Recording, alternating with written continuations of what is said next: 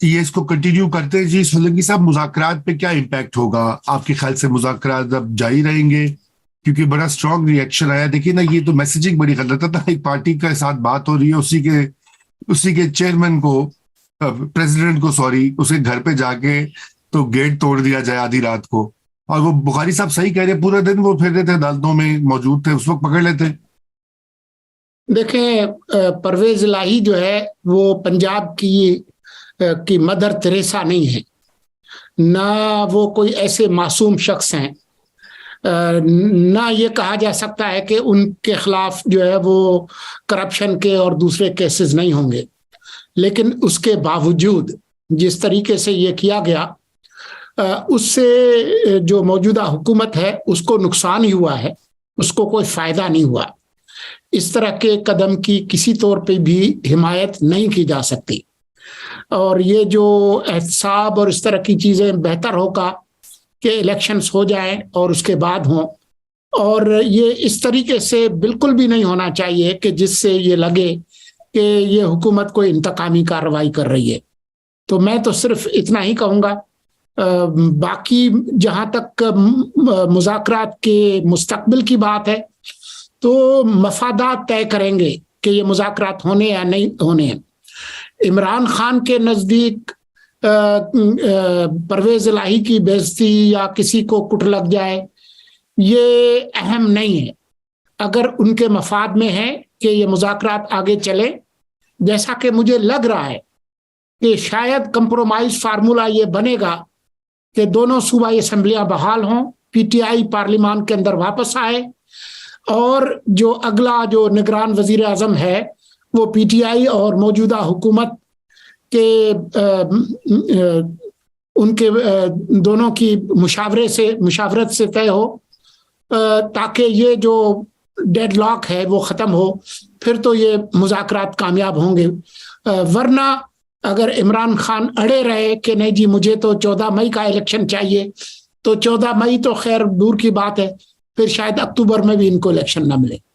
जी, ऐसा ही कुछ खतरे की घंटी है। एजाज साहब, आप अनम्यूट कर लीजिए सर अपने आप को। आज की जो जनरल आसिम मुनीर की तकरीर है, अवाम और फौज का रिश्ता, उसमें दरारें डालने की दुश्मन की कोशिश, जरा इसके ऊपर तो कमेंट कीजिए। आपने तो फॉलो की और भी बहुत सारी अहम बातें की हैं इसके अलावा भी।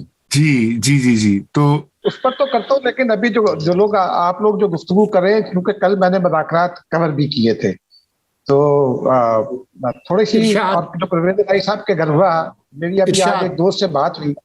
जाती तौर पर तो मैं बिल्कुल किसी भी सूरत, किसी भी मकसद के लिए अगर इस तरह किया जाए जो रात परवेज इलाही साहब के घर हुआ, मैं बिल्कुल उसको बाय नहीं करता। मेरे लिए ये नाकाबिले कबूल है। लेकिन जरा इसके 2-3 तनाजुर देखिए। एक तो जो मुज़ाकरात का आगाज हुआ है, तो उसमें कुछ लोगों की पहले दिन से ये ख्वाहिश और कोशिश थी कि मुज़ाकरात नाकाम हो जाएं। जरा इसको उस तनाजुर में भी देख लीजिए।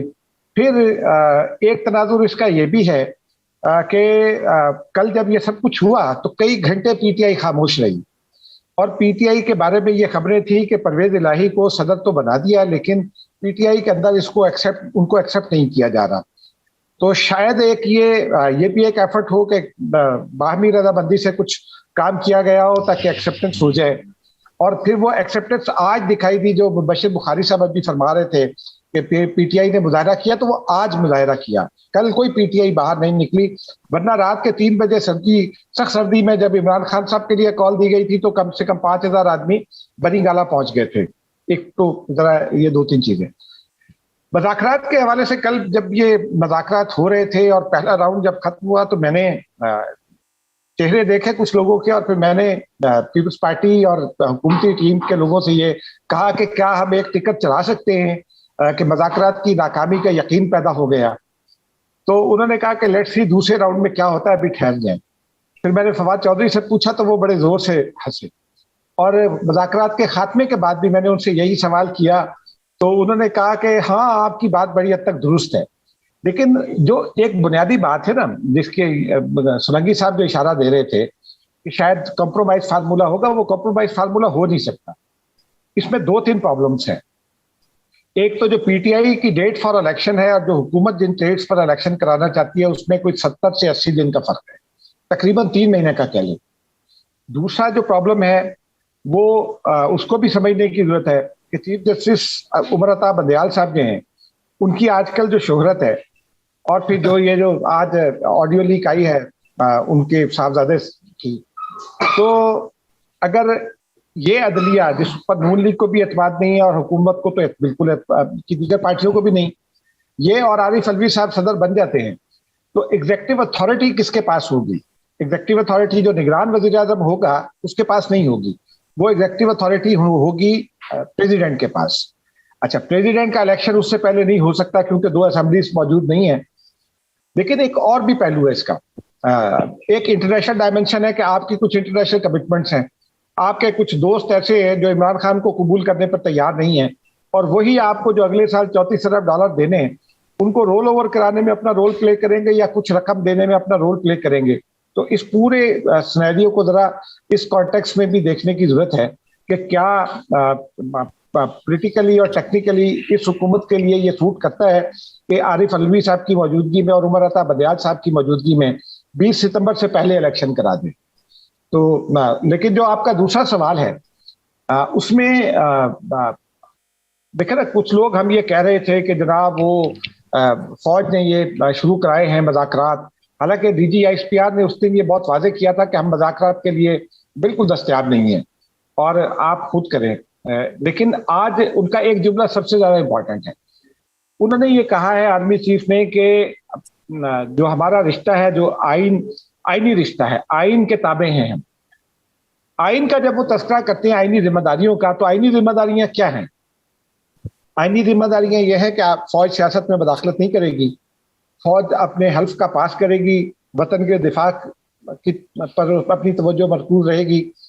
और आजकल ये जो कश्मीर के बारे में बात की, ये तो चूंकि हम जब अपने कैडेट्स को ट्रेन करते हैं तो दुनिया में और हमें एक फर्क ये है कि दुनिया एक ख्याली दुश्मन सामने रखती है, हम एक हकीकी दुश्मन सामने रखकर अपने कैडेट्स को तरबियत देते हैं, यानी भारत को सामने रखकर हम तरबियत देते हैं।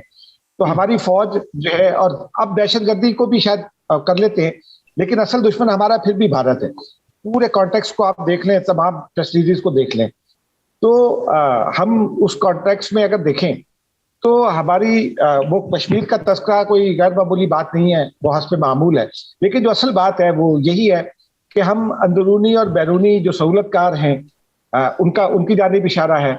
जो लोग जो है बैरूनी आकाओं के इशारे पर एक ये भी इशारा है ना कि अंदरूनी मुल्क सूरत खराब करना चाहते हैं और फौज और अवाम में तकसीम पैदा करना चाहती है, इसकी जानिब इशारा। ये सबसे इंपॉर्टेंट पहलू है मेरे नजदीक कि एक तो वो उन्होंने आइन की पासदारी की बात की, यानी वो सियासत में मदाखलत नहीं करेगी फौज, और दूसरा उन्होंने वो इस वक्त कौन है जो जरा ट्वीट्स उठाकर देख लें, इस वक्त कौन है जो आइन और कानून को भी हुकूमत की नजर में उसकी दज्जा बिखेर रहा है, लेकिन अवाम और फौज के दरमियान जो फर्क पैदा कर रहा है, जो तफरीक पैदा कर रहा है, जो तकसीम पैदा कर